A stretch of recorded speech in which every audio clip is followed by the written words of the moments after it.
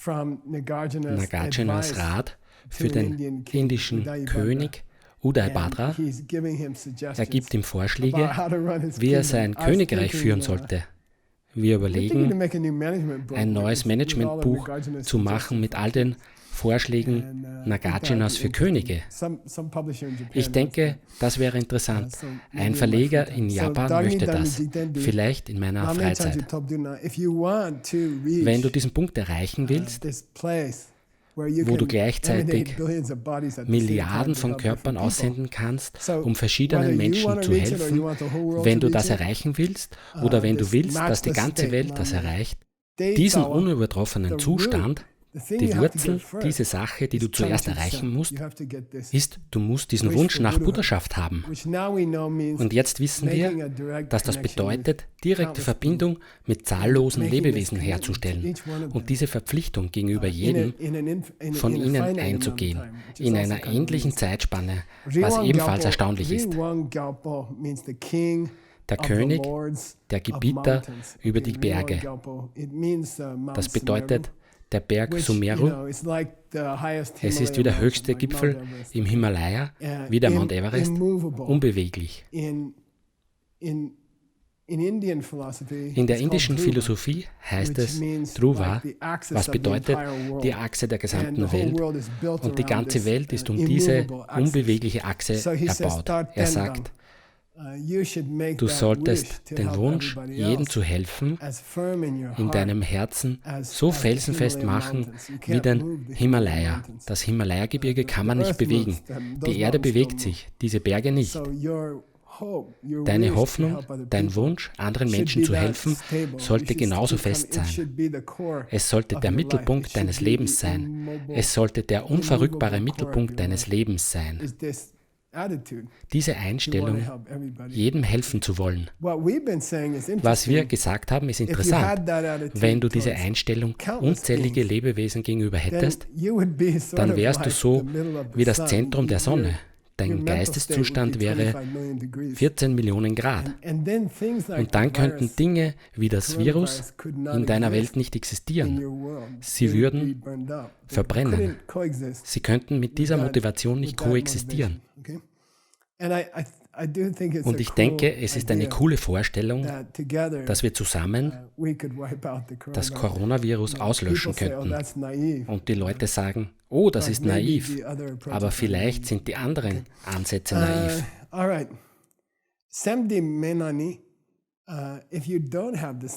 Wenn du diese Einstellung nicht hast,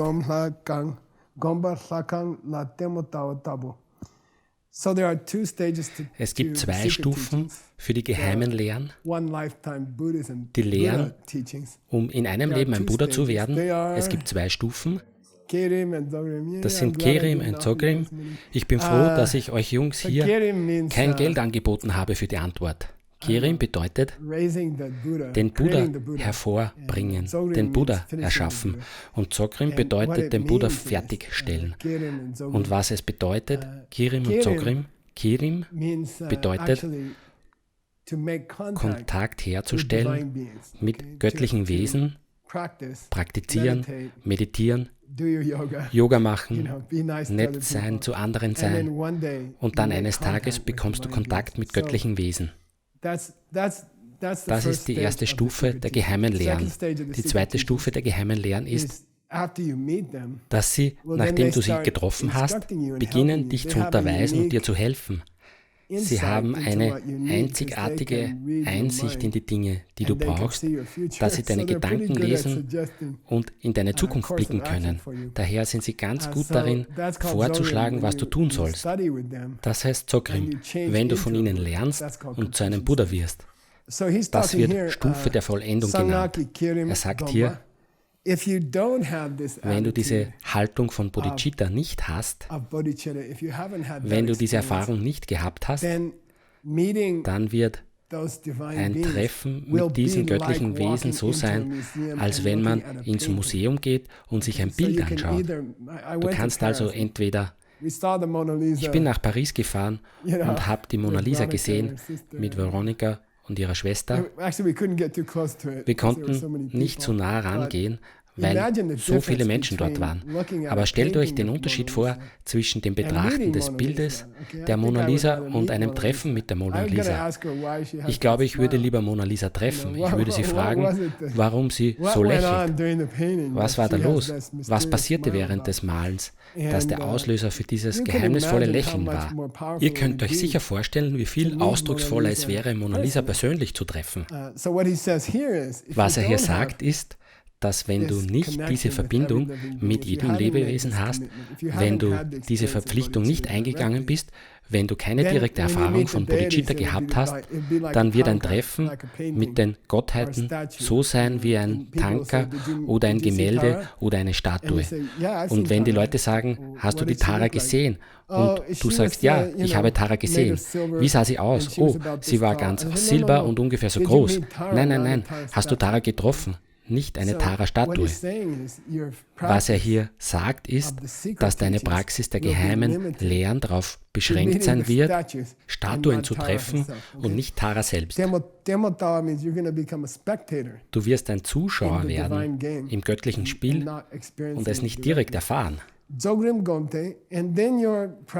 Praxis der zweiten Stufe des Tantra, die Dzogrim heißt, wenn die göttlichen Wesen, die Engel beginnen, dich zu unterweisen, dann helfen sie auch bei deinem Kanalsystem, mit deinem Prana, mit deinen Kanälen, mit dem Jing. Sie werden beginnen, direkt an deinen Kanälen zu arbeiten, um sie zu öffnen. Das ist eine der Methoden, die sie nutzen. Du wirst sie also treffen und sie werden dir Anweisungen geben. Die Anweisungen, die hier aufgeschrieben wurden, wie man am inneren System arbeitet, an den inneren Kanälen, die habe ich in John Bradys Datenbank gefunden und danke, dass ihr das unterstützt. Es ist ein Buch mit dem Titel Chakya Chempo, das heißt Mahamudra, und das ist ziemlich erstaunlich. Der andere Titel ist Kapechima, der Teil ist Mahamudra, was bedeutet das große Siegel, und das bezieht sich auf die Praxis mit deinen inneren Kanälen. Dies heißt Kapechima. Ein weiteres großartiges Beispiel. Im Text heißt es, er zitiert hier einige grundlegende Prinzipien des Pranayama, wie man durch Atemübungen die inneren Kanäle öffnet. Hier heißt es Nup. Es bedeutet einatmen, Gang bedeutet den Atem halten, das Prana halten, und dann Shuva bedeutet es ausstoßen. Und das sind 3 Schritte von 4 Schritten einer bestimmten Pranayama-Praxis. Er benennt nur 3 der Schritte einer bestimmten Pranayama-Praxis. Ich möchte etwas sagen zu dieser Praxis.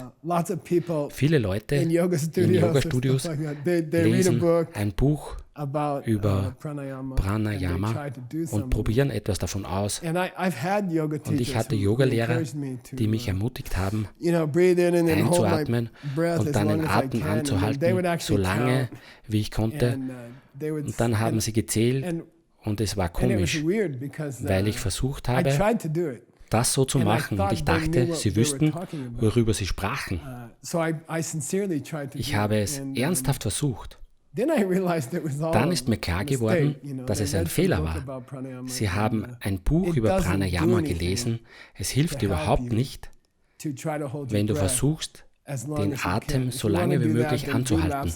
Wenn du das machen willst, dann tauch ein paar Bahnen im Pool und schau, ob sich etwas mit deinem Buddha-Körper tut. Das tut es nicht. Ich bekam nur Kopfschmerzen, weil es mein Prana durcheinander gebracht hat. Es machte mich nervös. Das sind fehlerhafte Praktiken. Das Ziel dieser Atemübung hier ist Kevala Kumbhaka. Kevala bedeutet spontan. Kumbhaka bedeutet geschlossenes Keramikgefäß. Das Ziel ist, wenn du nah daran bist, Leerheit direkt zu erfahren, dann regulieren sich deine inneren Rohrleitungen von selbst und dann, wenn du Leerheit direkt siehst, tritt das Prana in deinen Zentralkanal ein, als wenn du einen Pfeil abschießen würdest. Es tritt in deinen Zentralkanal ein. In den Wochen oder Tagen davor bist du vielleicht an der Uni und sitzt in der Bibliothek und dann wird dir auf einmal bewusst, dass du seit 10 oder 15 Minuten nicht geatmet hast. Und das ist Kevala Kumbhaka. Hier steht,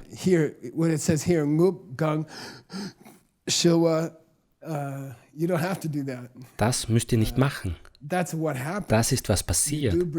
Du atmest ein, du hältst den Atem eine bestimmte Zeit und dann atmest du aus. Es ist eine sehr entspannte, spontane Sache. Eine der besten Arten, Prana in den Zentralkanal zu schießen wie ein Pfeil, damit es dann dort bleibt, ist, zu anderen nett zu sein und freundlich zu anderen zu sein. Du musst nicht, es ist nicht unbedingt die beste Methode, nur die Luft anzuhalten und nicht an andere zu denken, okay? Es wäre besser, nett zu allen um dich herum zu sein, freundlich zu ihnen zu sein. Und dann regelt sich das mit dem Pranayama von selbst. Du kannst immer noch verschiedene Pranayamas machen. Was er sagt ist, dass der Kern dieser Praxis Liebe für andere Menschen ist und der Wunsch, anderen mit ihren Problemen zu helfen. Gut. Übrigens, wenn es euch interessiert, welches der vierte der 4 Pranayama-Schritte ist, die er hier erwähnt, weil er den 4. nicht erwähnt. Es bedeutet, einen Pfeil hoch in den Zentralkanal zu schießen. Er war sehr tantrisch, er hat den 4. weggelassen. Er hat uns nur die ersten 3 Schritte gegeben. Und wenn du es genauer wissen willst, dann beende deine 18 Grundkurse, schaff dir eine gute Basis mit den Lamrim-Kursen, lerne sie und erhalte dann eine richtige Initiation von einem Lehrer der Diamond Mountain Abstammungslinie in die geheimen Lehren. Und dann kannst du all dies auf eine glückliche und gesunde Art lernen und das wäre gut für dich. Lungjur ist cool. Lungjur bedeutet Pranayama. Lung ist Prana. Und Jor bedeutet Ayama. Ayama. Das ist einer von diesen Fällen, wo 2 A-Laute aufeinandertreffen und zu einem langen A werden. Aber man weiß nicht, ob die 2 A's, die sich treffen, kurze oder lange A's waren. Und es ist sehr wichtig bei Pranayama zu wissen, dass das erste ein kurzes und das zweite ein langes A war. Also Ayama würde bedeuten, nicht den Atem kontrollieren und Ayama würde bedeuten, perfekte Kontrolle über den Atem bis zum Anhalten. Und das heißt Jor. Eines der Worte für Atemübungen im Tibetischen ist Lungjur. Das ist hier. Die Übersetzung ist Pranayama. In Tibet, wenn man mit Stahl oder Eisen gearbeitet hat, wurde das alles per Hand gemacht. Diese Person wurde Akaba genannt, das heißt Schmied. Es gibt einen guten, schmutzigen Witz darüber. Erzählen wir ihn. Ich meine was, wenn wir das Virus bekommen und dieser Witz für immer verloren ist. Ich bringe euch ein berühmtes Dampe bei, eine gute Möglichkeit, Tibetisch zu lernen. Wie nennt man das? Klischee, nein. Kleine Redewendungen, kleine Bauernweisheiten. Es gibt hunderte davon in Tibet. Und wenn du gut Tibetisch lernen willst, ist es nett, diese Bauernweisheiten zu lernen, weil sie die alte Sprache widerspiegeln, weil sie sich von Generation zu Generation nicht verändern. Jede Generation gibt es an die nächste weiter. Das ist eine Pause vom Lamrim, das müsst ihr kennen. Ich unterbreche die Aufnahme nicht. Ich bringe euch einen schmutzigen Witz auf Tibetisch bei, nur zum Spaß. Sag, Chakchepala, Garwa-ke, Karwa-ke, Chakchepala, Chakchepala, Garwa-ke, Garwa-ke, Gyakpa-chepala, Gapa-chepala, Gub-ke, Gub-ke, Gyakpa-chepala, Gyapa-chepala, Gub-ke. Gub-ke. If you want to cut Wenn man steel, Stahl you're schneiden gonna will, have to get a muss man einen blacksmith. Schmied You're holen. gonna have to heat the rod. Er muss die Stange erhitzen und dann mit einem Spezialwerkzeug behämmern. Das ist die einzige Möglichkeit, wie man ein Stück Stahl durchtrennen kann. Aber wenn man auf die Toilette geht und die Kacke kommt, dann kann man das am besten mit dem Anus durchtrennen, mit einem Arschloch. Um es korrekt zu übersetzen, der Meister des Stahlschneidens ist der Schmied, der Meister des Scheiße-Schneidens ist ein Arschloch. Ich hoffe, Veronika sieht sich diese Folge nicht an. Wieso sprechen wir überhaupt darüber? Die Leute in Tibet, die Stahl schneiden, brauchen Blasebälge, richtig. Sie brauchen ein Werkzeug, das viel Sauerstoff ins Feuer bläst und es sehr heiß macht.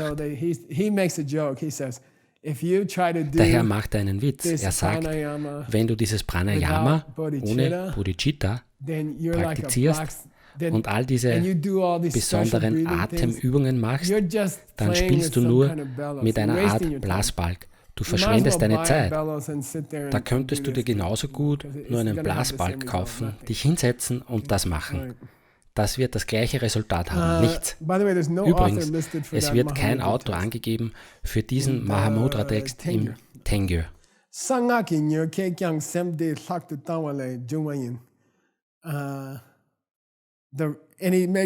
Er macht eine sehr radikale Aussage. Der geheime Weg, der Diamantweg, Tantra-Praxis, soll dich zur Erleuchtung führen in einem Leben und nicht erst in Milliarden Jahren. Und er sagt, das, was es schneller macht, ist Bodhicitta. Das, was Tantra schneller macht, ist die Einstellung, mit der du praktizierst. Die Sache, die Tantra schneller macht, ist, es für andere Menschen tun zu wollen. Dann zitiert er einige berühmte Lamas.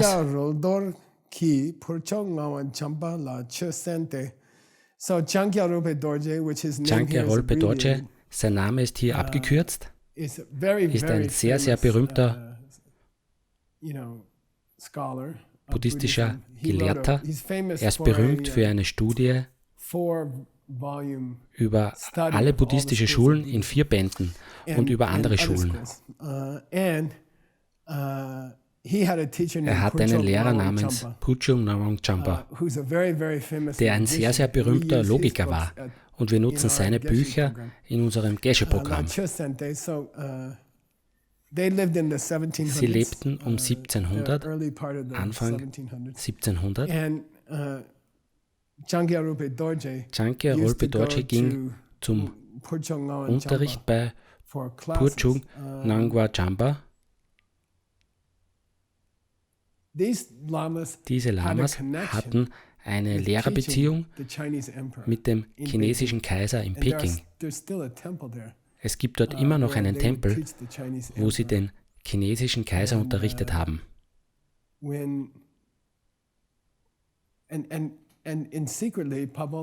Im Geheimen war Pabongka Rinpoche eine Reinkarnation dieser Lamas. Es ist sehr interessant bei Chankya. Er war eine Reinkarnation des Lamas, der die chinesischen Könige unterrichtet hatte. Aber es gab viele politische Probleme in jener Zeit, zu seiner Lebenszeit. Daher verkündeten sie, dass er eine Inkarnation der Pabongka-Linie sei, was er nicht war. Er war eine Inkarnation der Chankya-Linie, aber sie wollten das nicht öffentlich machen. Daher hatte er sein ganzes Leben lang den falschen Namen. Aber es ist sehr interessant, was ich sagen will, ist, dass er sich selbst zitiert.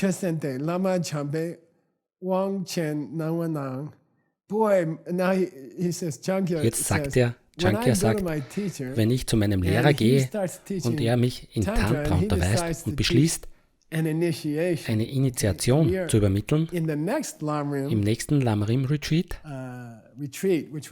das im Oktober in Diamond Mountain stattfinden sollte. Ich möchte nochmal wiederholen, dass wir dann eine Medizin-Buddha-Initiation machen werden, online, mit Erlaubnis des Medizin-Buddhas. Wir werden Lehren zum Medizin-Buddha haben mit einem berühmten chinesischen Meister, einem guten Freund von mir. Ihr seid willkommen, daran teilzunehmen. Chankya beschwert sich hier. Er sagt, ich gehe zu ihm, um eine dieser hohen Medizin-Buddha-Initiationen zu bekommen. Und als es an der Zeit ist, dass er uns in Tantra überweist, schweift er ab zu Lamrim. Man merkt, dass Chankya etwas frustriert ist. Wir sollen diese sehr mysteriöse tantrische Unterweisung erhalten und Puchok Rinpoche schweift ab zum Lamrim. Wir warten alle auf die geheimen Sachen und er geht zum Lamrim. Shata bedeutet, er unterrichtet nur Lamrim, nichts anderes. Wenn jemand ins Zimmer gekommen wäre, wäre er nie drauf gekommen, dass dieser Typ eine tantrische Initiation gibt. Wenn ein Fremder in den Raum gekommen wäre, zum Beispiel um Erfrischungsgetränke zu bringen, und er zurück zur Küche gegangen wäre und sie gefragt hätten, was unterrichtet der Typ da drinnen, hätte er gesagt, er macht nur die Lamrim-Lehren. Da ist nichts Tantrisches dabei.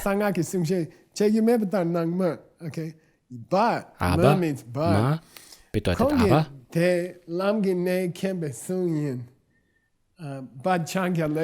Aber Chankya sagt später, ich habe schließlich begriffen, dass wenn er Bodhicitta aus dem Lamrim unterrichtet, anstatt uns die tantrischen Initiationen zu erklären, das die wirkliche Initiation ist. Das ist cool. Das ist erstaunlich. Und er lobte seinen Lama dafür.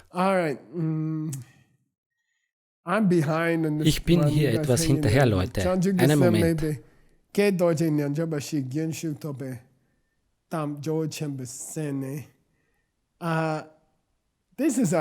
Das ist eine sehr seltsame Geschichte.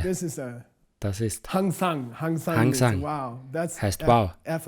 Das ist verdammt großartig.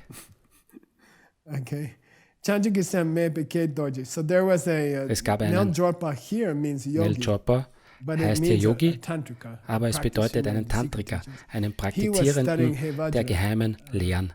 Er studierte He Vajra und das He im He Vajra für $20. Was bedeutet das? Vajra bedeutet Diamant, richtig. Was bedeutet He? It means hey, okay. Es bedeutet He, okay? Hey, Dorje. Das bedeutet He, Ke bedeutet He, He, Dorje. Fragt nicht wieso, es ist eine lange Geschichte, okay. Da war dieser Typ, der He Vajra Tantra praktizierte, sehr hohes Tantra, aber er hatte kein Chanchukisem. Er hatte nicht diese Motivation.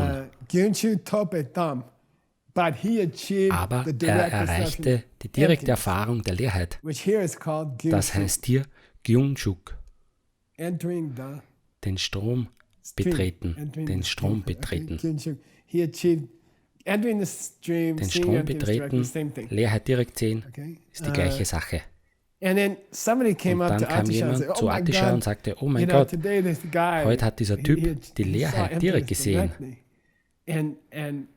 Atisha sagte, wie, was hat er gemacht? Und er sagte, er arbeitete an seiner tantrischen Praxis. Und er sah Leerheit direkt, fast nebenbei bemerkt, fast zufällig. Dann sagte Atisha, wow, ich kann es nicht glauben. Er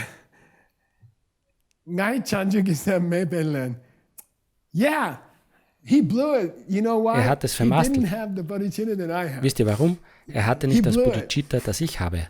Er hat es vermasselt. Es ist sehr lustig. Ich denke, wir sollten einen Sketch machen. Dieser Typ kommt zu Atisha und sagt, Gott, dieser Typ hat heute gerade Leerheit direkt gesehen. Atisha sagt, womit hat er sich befasst? Und er sagt Tantra. Und er sagt, oh Mann, er hat es vermasselt, nicht wahr? Okay. Why? Wieso? Er hatte nicht das Bodhicitta, das ich habe. He Vajra Gleiche Sache, nicht wahr? Es ist Kedorje und Hevajra. Hier ist das Sanskrit für Kedorje, dasselbe, das gleiche Wort.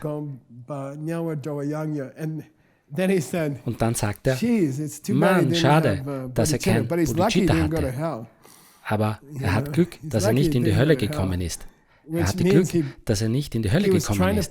Das bedeutet, dass er versucht hat, Tantra ohne Liebe für andere Menschen zu praktizieren. Das ist so ein seltsames Gespräch. Hey Atisha, dieser Typ hat gerade Leerheit direkt gesehen. Womit hat er sich befasst? Oh, er hat sich mit Tantra befasst. Oh, armer Kerl, es tut mir so leid. Er hätte Bodhicitta haben sollen, aber er hatte Glück, dass er nicht in die Hölle gekommen ist. Das ist komisch, es ist seltsam, so etwas zu sagen. Das ist ein erstaunlicher Abschnitt. Also kam der Typ gut raus. Es war ziemlich gut. Er hat es ziemlich gut gemacht. Er ging nicht in die Hölle. Er hatte nur die Leerheit gesehen.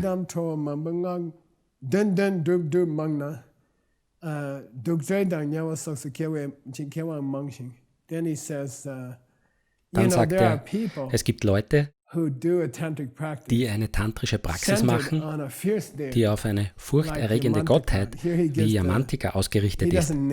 Er erwähnt nicht welche, aber Yamantika zum Beispiel oder so jemand. Sie sagen das Mantra immer wieder und er sagt, viele von ihnen, aufgrund der Kraft dieses Mantras, der furchterregenden Gottheit, wenn sie kein Bodhicitta haben, werden sie in der Hölle geboren oder sie werden als Duktre, bedeutet ein grimmiger Preta, ein grimmiger Geist. Das Mantra hat die falsche Wirkung auf sie. Das starke Mantra hat die falsche Wirkung auf sie, weil sie keine Liebe haben. Sie versuchten, Tantra ohne Liebe zu machen. Und dann schlägt es ins Gegenteil um und sie bekommen diese seltsamen Ergebnisse.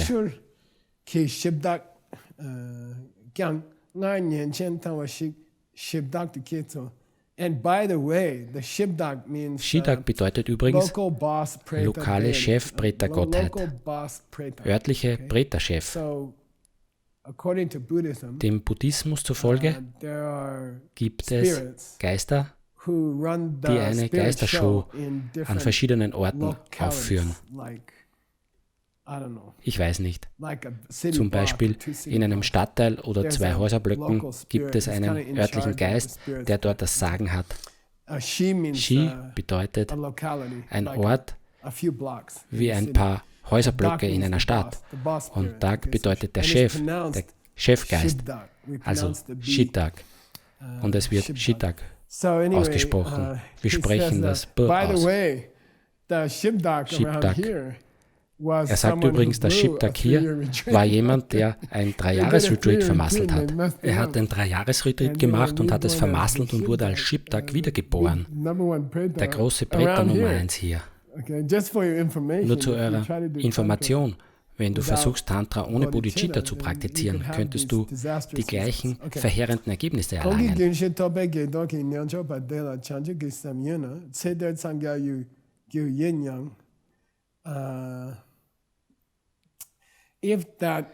Wenn dieser Tantrika, der Hevajra praktizierte, aber kein Bodhicitta hatte und dann Leerheit direkt sah, er hatte eine gute Gelegenheit, er hatte eine gute Chance, innerhalb eines Lebens erleuchtet zu werden, in diesem Leben.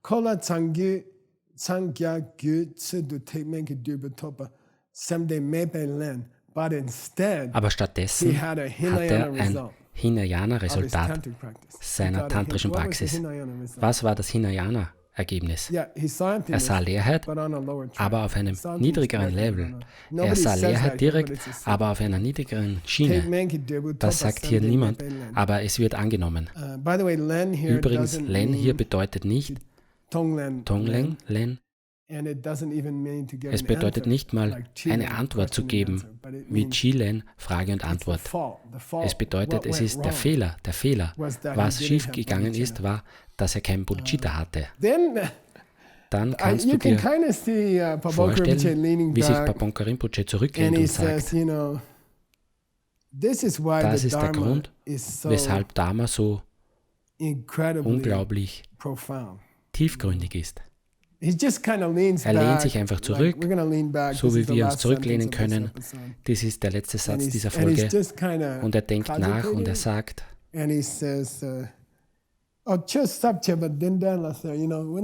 wenn man sagt, das Dharma ist unglaublich tiefgründig, dann ist es das, was damit gemeint ist. Jemand könnte Tantra praktizieren, Leerheit sehen, direkt